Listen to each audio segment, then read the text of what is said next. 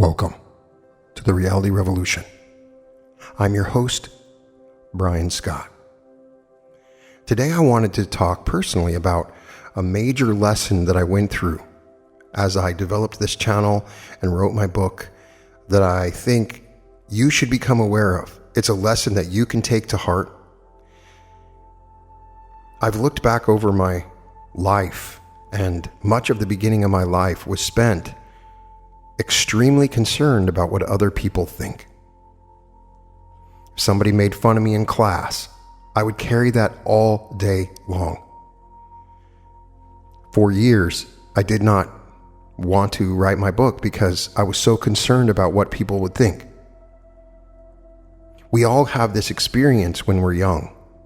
We gain the love of our mother. She says, "Great job." We have this warm feeling inside. And then we seek out this confirmation from our mothers, this love that we get from our mothers. And a lot of us have a similar situation. We experience this love, this admiration, some respect, some positive acknowledgement early on in our life. And it lights us up so much that we continue to seek out this acknowledgement, this admiration from others. That was me. Constantly striving to receive the support and comments of others. It was only when I realized that it wasn't about the love I was receiving, but the love I was giving, that I was able to transform. For a long time, this would limit me. I spent a decade not finishing my book because I was so concerned about what other people would think. You know, when I go out to dinner with my wife, she has thanked me for the lesson I've taught her. She would always be worried about how she looked, what dress she had. And I just reminded her, nobody cares what you look like. Nobody even really knows you.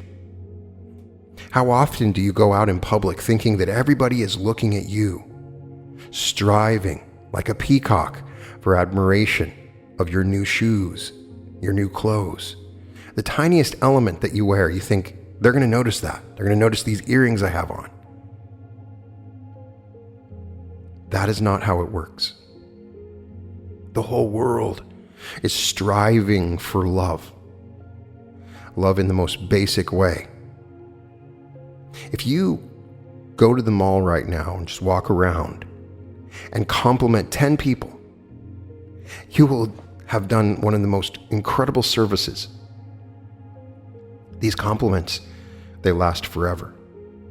But on the same hand, I reached a point where I needed to have these compliments in order to feel love. Good job, Brian. You did a great job there. I'm so proud of you, Brian. This is great. I would write a couple chapters in my book and I would send it to somebody I really respected, and I would get sick to my stomach. The big problem is how we respond to criticism, how we respond to negatives. I can go through the comments on my channel for a video, and many of you are so wonderful. You have the nicest things to say, and it makes my heart glow. But at the same time, if one person says, "You sound drunk, Brian. You slur your words. You talk too fast. This video was terrible. It didn't make sense." I would think about that forever. This one comment would ring through my mind over and over and over again. In publishing my book, I had overcome my fears of what people had said, but I have continued to learn this lesson since the creation of my YouTube channel and my podcasts, my Facebook page, and it's really taught me a lot about myself and my own ego and what was truly important. Many of us live on what other people think of us. That is the determining factor of how we view ourselves in the world. These people think I'm great, so that means I'm great. These people are reading my book, that means I'm great. We can all translate this to something in your life. You evaluate yourself the way that others evaluate you. This can only go so far, and it becomes like an addiction. I need to have these people saying that they love me in order for me to feel complete and whole. When I reached the point where I let that go, I let this striving for the attention of others, the compliments of others, and realized the greater feeling was in the love that I gave them. That's when my whole life changed. I was able to let go of many fears that I had, and I was able to speak my truth. So I'm just asking you a question right now if you're listening to this. How much of your life revolves around what other people think about you? Of course, part of this is what you think about yourself. Many of us only judge and evaluate ourselves based on what other people think.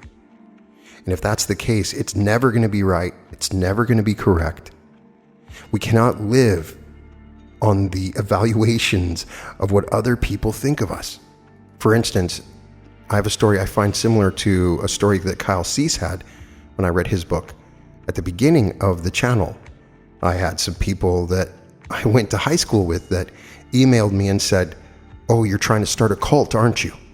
You're one of those. You want to just start a cult." Obviously, I knew that I wasn't starting any sort of cult, but it bothered me. It bothered me. Couldn't get out of my head. I thought about it for the entire weekend. It affected what I wanted to do, what sort of episodes I could do. It affected my honesty. It affected my ability to be courageous about what I said. I took those words and I let them sink in like a poison inside of me. This has really spread since social media has become such a huge thing. Many of us live on putting that picture up and getting confirmation. How many likes did we get on this picture? It's human nature. There's one bit of wisdom I want to give you. Who is saying this to you? And if you wouldn't invite someone into your house, you wouldn't let them into your head. Most of the time, we do not know most of the people that are commenting on social media platforms, but we still take this stuff to heart as if it's our mother that's saying it to us. This is easier said than done, to follow the guidance that to not worry about what other people think. Social media has opened up our heads so that just about anybody can wander in and say the most horrible things. I don't blame technology for this. It's human nature. We are wired to care about what others think of us. Marcus Aurelius, the Roman Stoic, observed 2,000 years ago, we all love ourselves more than other people, but care more about their opinion than our own. Whether they are friends, strangers, or even enemies. This tendency may be natural, but it can drive us around the bend if we let it. If we were perfectly logical beings, we would understand that our fears about what other people think are overblown and rarely worth fretting over.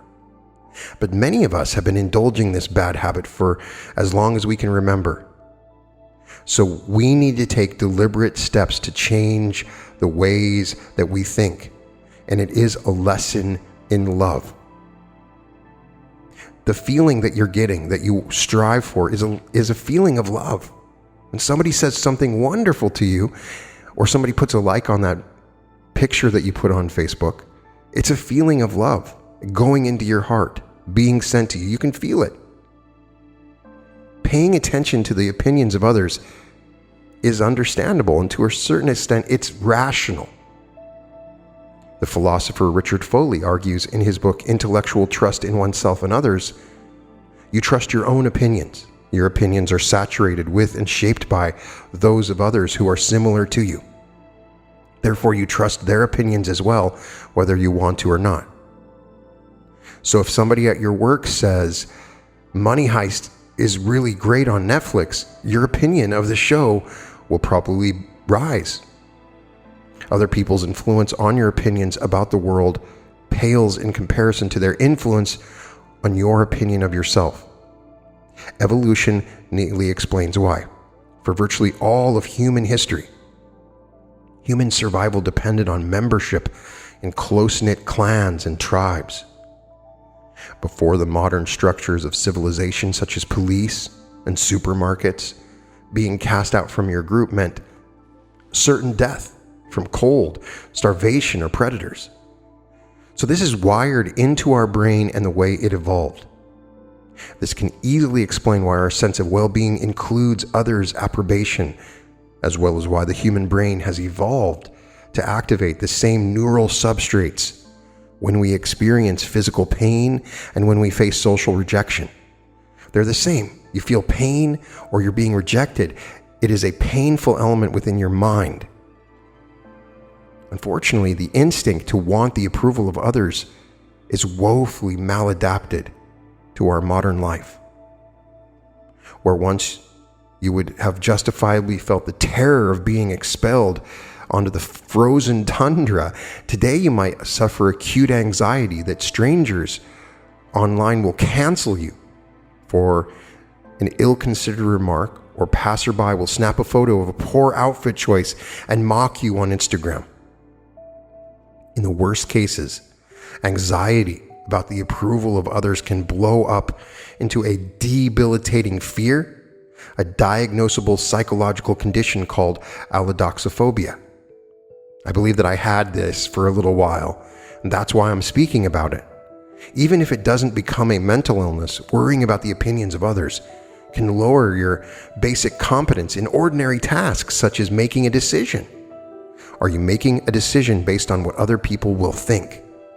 When you are thinking about what to do in a particular situation, say whether to speak up in a group, there is a network in your brain that psychologists call the behavioral inhibition system.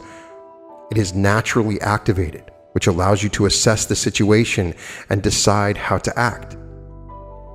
When you have enough situational awareness, the BIS is deactivated and the behavioral activation system, which focuses on rewards, kicks in. But research shows that concern about the opinions of others can keep the behavioral inhibition system active, impairing your ability to take action. If you always leave an interaction kicking yourself over what you should have said but didn't, it may indicate that you're being unduly influenced by concern over what others think. I'm not over this.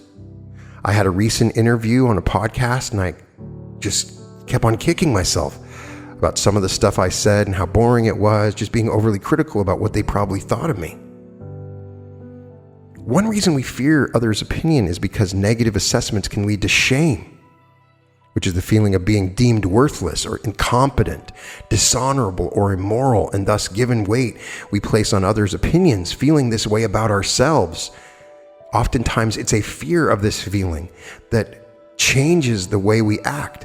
Fearing shame makes sense because research clearly shows that feeling it is both a symptom of and a trigger for depression and anxiety. People will go to a lot of effort to avoid shame. Just because our over-concern for other people's opinions of us is natural, it doesn't mean that it's inevitable. The right goal for flourishing is not a complete disregard of the opinions of others. That would be abnormal and dangerous. This tendency could lead to hubris syndrome or even be evidence of antisocial personality disorder. But many of us could become better off if we learn to take care of a good deal less than we do. And it's a lesson in love. So I would begin by saying, remind yourself that no one cares. The ironic thing about feeling bad about ourselves because of what people might think of us is that others actually have much fewer opinions about us, positive or negative, than we imagine. Studies show that we consistently overestimate how much people think about us and our feelings, leading us to undue inhibition and horrible quality of life. Perhaps your followers or neighbors would have a lower opinion of you if they were thinking about you, but they're probably not. The next time you feel self-conscious, notice that you are thinking about yourself. You can safely assume that everyone around you is doing more or less the same. So I call upon you to rebel against your shame. because a fear of shame is frequently what lurks behind an excessive interest in others' opinions. We should confront our shame directly. Sometimes a little bit of shame is healthy and warranted, such as when we say something hurtful to another person out of spite or impatience, but often it is frankly ridiculous, such as being ashamed for, say, accidentally leaving your fly unzipped.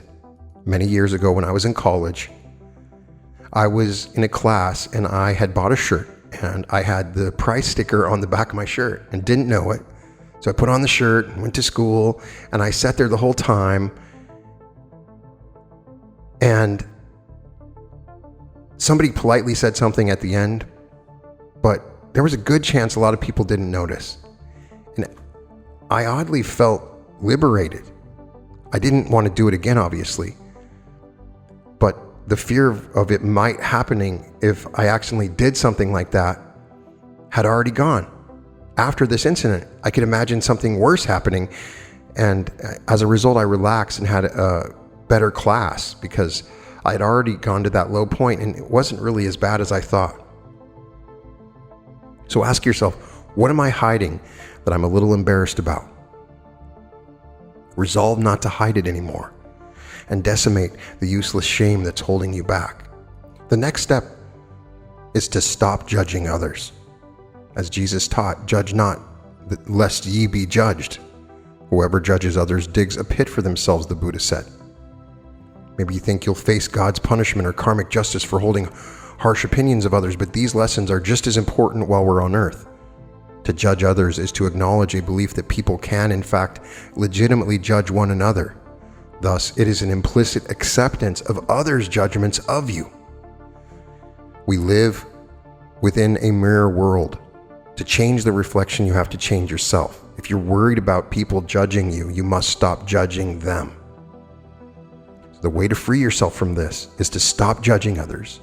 When you accidentally do so, remind yourself that you might well be wrong. Try this experiment. Set a day in the coming week that you resolve to judge nothing, and instead merely observe. Instead of, "This rain is terrible," say, "It is raining." Instead of, "That guy who cut me off in traffic is a jerk," say, "That guy must be in a hurry."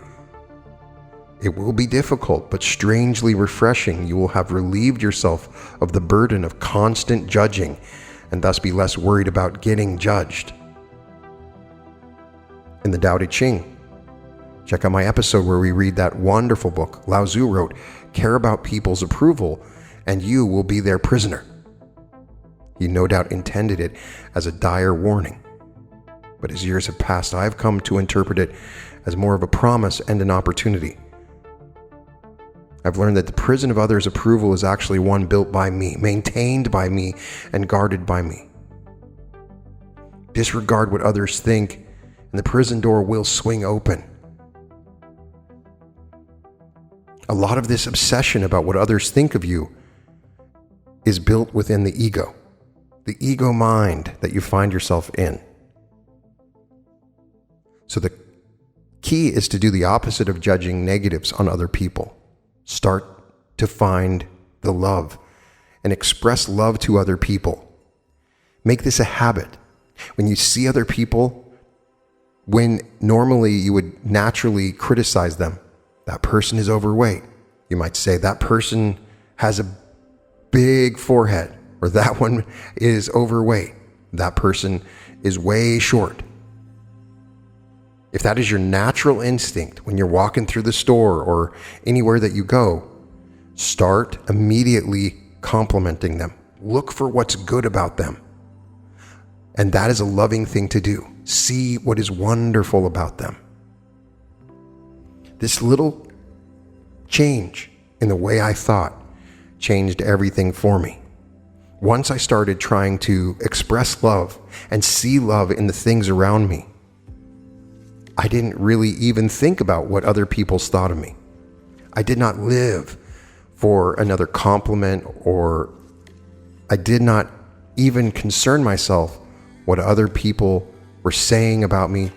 And I would see negative comments on videos or on Facebook, and it would really not bother me. I would see that comment and I would say something wonderful about them. Maybe they're having a tough day. Maybe this beautiful person's having a tough day. I'm sending them love. It's a big change in thinking. The thought of worrying about what others think of you is an egocentric thought. The thought of love for another is a thought beyond yourself, and there is service in this. The whole world is judging everyone all the time. If you are in a place where you talk to other people on a regular basis, have you noticed the power of that compliment? It is the opposite of judging. And I promise you, you can find something to compliment them with. There's something about them. Maybe they have a nice smile, cool hairstyle, nice shirt, whatever it is. If you give them this compliment, it's going to be wonderful because you are aware that it is human nature to be aware of what others think. So you can fight against this by complimenting others. And here's a little secret I'm going to give you. Once you start getting into a habit of complimenting people, you're going to start getting more compliments. It's amazing how that works. Even if you do not think the compliment is authentic, give it anyway. So much service will be done by that one compliment. Yes, sometimes the opinions of others are helpful. A good writer will have someone give you constructive criticism that will help you. There are some people that end up living in fantasy worlds that are so incapable of receiving any sort of criticism that they end up in echo chambers and fantasy realities. You see this happening with dictators around the world that are constantly being complimented and told positive things. They don't know how terrible things are. So if you live in this sycophantic world where people are constantly giving you compliments, you're also doing a disservice. There are indicators that the opinions of others might be harmful to you. You change yourself in response to criticism.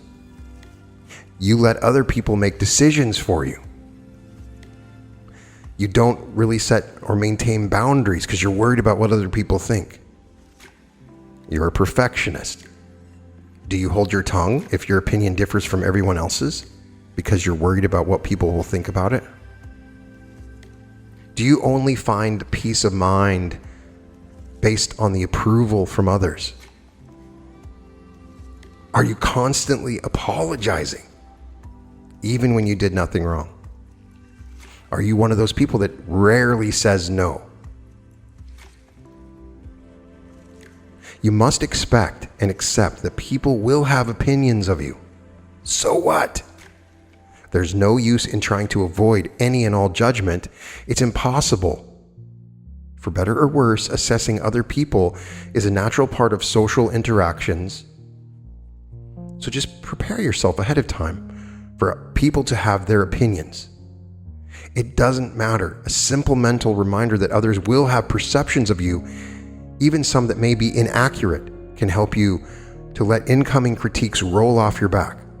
I have met some people that are incapable of taking any criticism, much like myself, to where it becomes violent. They get a violent reaction when somebody criticizes them. The key thing is that you need to take back control over your own feelings. Other people might have poor opinions about you, so what? But that doesn't have to translate into difficult emotions for you. They are not the same. Part of this feeling that you have is a feeling of love that's based on what you went through as a child. You can't control how everyone perceives you. You can lessen your worry and anxiety over it. Practice mindfulness techniques. Mindfulness is all about staying in the present and being aware of accepting how you feel in the moment. Learning to be in the moment can help you cope with these unwanted feelings. If you still get anxiety, you might want to try meditation or breathing exercises. Anchor yourself to positive feelings that are the opposite of these anxieties. You must remember that everybody makes mistakes. You are not perfect, but you are. You are a perfect child of God. But in this density, perfection is impossible. Expecting perfection is futile.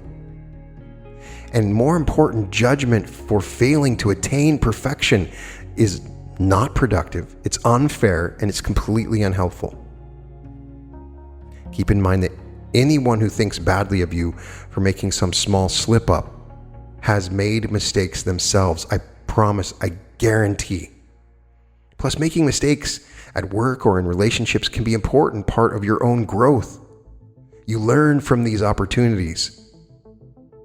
Everybody makes mistakes. Another thing to remember is that you usually find judgment or criticize others for things that are true about yourself. I found this with driving. If I'm driving a car and somebody cuts somebody off and I get mad, I usually realize that's because I do it too. When you're mad while you're driving and suddenly realizing that you do that behavior, do you find yourself criticizing others for behaviors that you also do?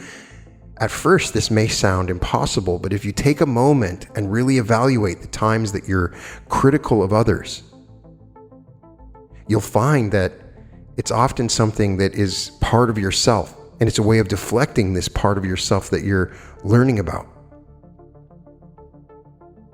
I think it's helpful to develop your sense of self and build confidence.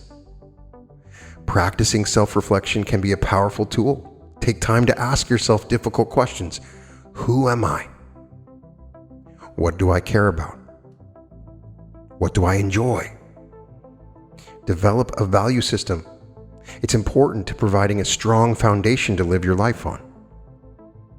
People may critique your beliefs or actions, but if they are grounded in your values, the criticism is less likely to stick. Try my courageous confidence meditation or my confidence meditation. Both of those are designed to put you in a meditative state that you are confident. The next thing is not to try to read people's minds.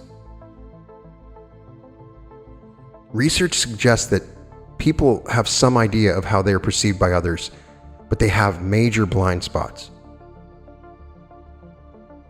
People will associate traits with you that you've never even considered.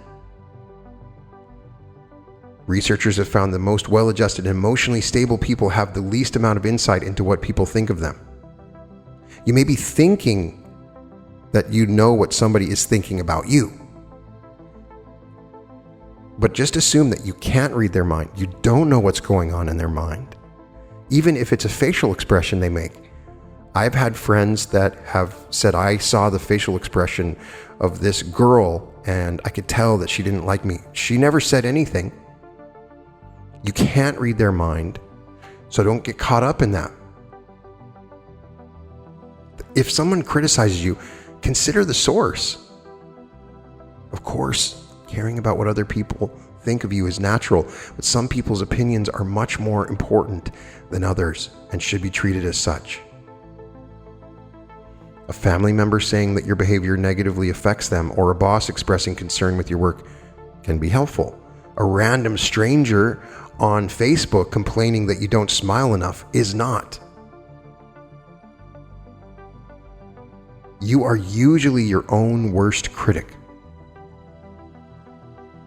Research tells us we often believe people judge us much more harshly than they actually are. In reality, we often are much harder on ourselves than other people. We also tend to think that one slip-up will mar how people perceive us for good. I carried this belief for a while at the beginning of my channel. I might make a mistake on a video, and I assumed that if I made this mistake, people would just stop watching my videos forever. And I would just be devastated by a mistake that I made, a criticism that I had. Maybe I spoke really fast in a certain video and I just was horrified because I knew people were just not going to ever tune in again because I was talking so fast, or at least somebody said so. I would consider surrounding yourself with accepting and supportive people. If you're in an environment where you're being judged often, if it's on social media or in your social setting, wherever you're at, and people are judging you often, that may be what you're attracting. You're attracting this because you're judging others. So find people that are accepting and supporting of you. Develop relationship with people who embrace your true self and people who are supportive and willing to talk it out. Everybody's going to be a little judgy at times. It's not perfect, but you can change this belief. But the biggest thing that you can do is understand that you are a secret agent of love. When you feel these terrible feelings about being judged, it's a feeling of love. It goes back to when you were a kid, when your mom would say, "I'm disappointed in you. I'm not happy with you." That was directly affecting your heart and your feeling of being loved. The number one thing we have in life is to be loved. So when you're told a criticism of some kind, it's directly related to love. But I'm going to tell you something. You are love. You are a vessel and fountain of love. I promise you, if you're following my channel, you have come closer to an understanding of this love. Many people around us are not aware of the unique, intelligent power of love as an energy and force. Most people are reacting to the lack of love or an understanding of love, constantly learning these lessons of love, but we are a part of universal love energy that is flowing through us. But the only way that this love can spread is if you do it yourself. You might be in a group of people that are judging you. You have 4 people and they're all being critical of you. In that moment, you may be the only source of love in their lives, and you can express love. One of the most amazing things that happens is when you express this love to others. It can be without saying a word, but oftentimes it's an action that you can take or something that you can say or some service that you can offer. And when you do, they're going to change their opinion of you and they're going to feel regret for judging you in the way that they did. I have done this several times. If you can offer love to the person that's judging you in some way, they'll come back to you later and say, "I just want to apologize. I was judging you and I was wrong about this." I've had that, and it's a cool feeling. We're all the same being. Everyone is you pushed out. So you are criticizing yourself. You know the truth of who you are, and you are the creator. You are God. You are all powerful. Yes, you're a little being stuck inside this body temporarily for now, but it's only temporary. And you're a secret agent of love. And so you're constantly being given these catalysts where people criticize you. And it's an opportunity for you to show love to them. So what I want you to do is seek out the criticism. If people are criticizing you, that's wonderful. That means that you can show them a lesson in love. Think lovingly of them. Say something loving to them. It's the only response that really works. It's not about the love you get. It's about the love you give. So the world that we're talking about is a world where you crave this love. People are complimenting you all the time. That's a good thing. Being complimented is fine and wonderful. It is not about the love that you're being given. That's temporary. It only lasts for a short time. It's about the love that you give. You'll never get enough likes on that video. You'll never get enough compliments about your dress. You'll never get all the love that you seek. The more you get, it becomes an addiction. Of course it does, because love is wonderful. So when the switch flips in your mind, and it's not about what other people think, compliments or judgments, but it's about the love that you give, that little switch is flipped in your heart. And when you do that, it changes everything. You will find yourself getting more and more compliments naturally without seeking it out, because you're giving the love. And what they're complimenting is not you. They're complimenting the love. You are an agent of love, and you're constantly thinking about applying love to whatever situation there is. So you love the person that criticizes you, you love the person that compliments you, and you are a giver of love. You're complimenting, you're giving love, you're imagining love for those around you. Once you do this enough and you realize your status as a secret agent of love, then you will not even care one bit about the love that people give you. You will not create an identity around how much love that you're being given. You will be a secret agent of love. It is not the love that you get, it is the love that you give. And the more love that you give, you change the world. And the whole world will be complimenting you. The whole world will know that you are this agent of love. Not now, maybe someday, at some point in time. So I want you to comment about how you are the agent of love and how you've responded to criticism and compliments in your life. I want you to become aware of this. Go through some of the things we've talked about. It'll change your own status of who you are and what you're doing. But when you start to give this love out, you'll have the confidence, you'll have the power, and you'll have all the things that you want. It's not about the love you get. It's about the love you give. You can find all episodes of The Reality Revolution at therealityrevolution.com. And welcome to The Reality Revolution.